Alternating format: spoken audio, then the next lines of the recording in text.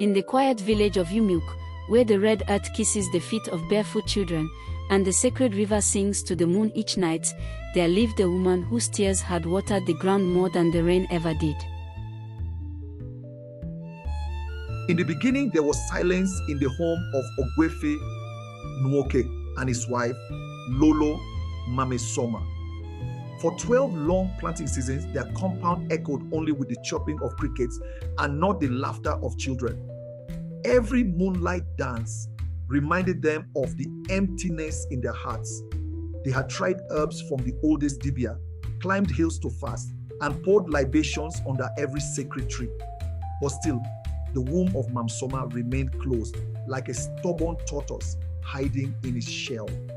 One evening, when the sun was returning home and the river sang a soft lullaby, Mmesoma fell on her knees by Mmiri Oma, the sacred river that ran through their village of Umuokwe. She cried, "O great goddess of Mmiri Oma, the one whose robe is the waterfall, whose eyes are the moon's reflection, bless me with a child. Even if she belongs to you, I will carry her with joy." The river shimmered. A gentle breeze swept across the water, and the fish with glowing blue eyes jumped thrice before diving into the deep.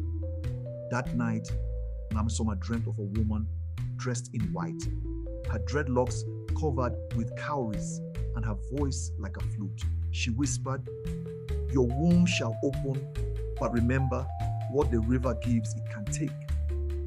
9 moons later,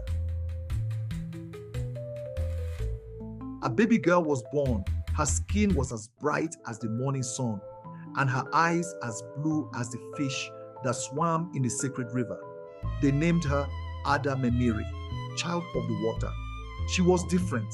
As a baby, birds perched on her window. Flowers bloomed where she stepped. Even the village's fiercest goats knelt before her like humble servants. On her 12th birthday, Mmiri followed her mother to the river to wash clothes, as was their custom. The water glistened more than usual. The river hummed an old lullaby, the same her mother heard in her dream. As Ada stepped into the water, the river waves parted like a royal procession. Glowing fishes with scales like silver surrounded her. Before Madame Soma could call her name, a great swell of water lifted Ada gently, and she vanished into the river's embrace. There was no cry, no struggle, only silence. And then the river calmed. Mmesoma fainted by the riverbank, and the villagers mourned. Some said the goddess had taken back what belonged to her. Others said she had returned home. The story became legend.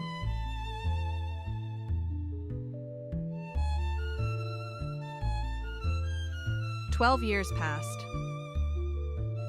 On the morning of Mmiri's 24th birthday, the sky turned golden even before the sun rose.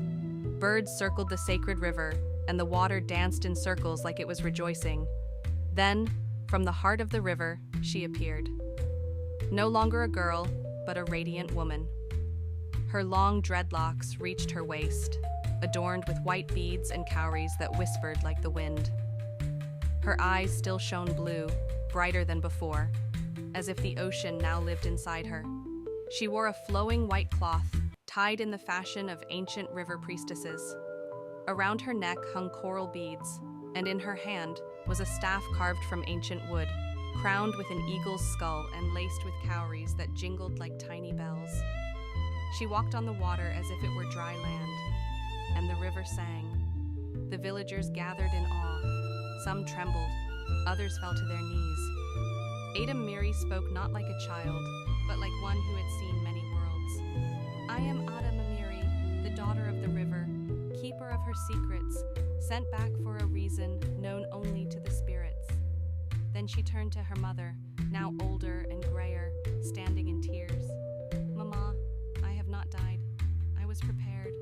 For what lies ahead, the gods will soon reveal."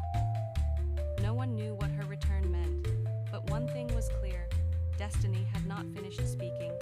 For what the river keeps, it may return, and what it returns, it does not waste.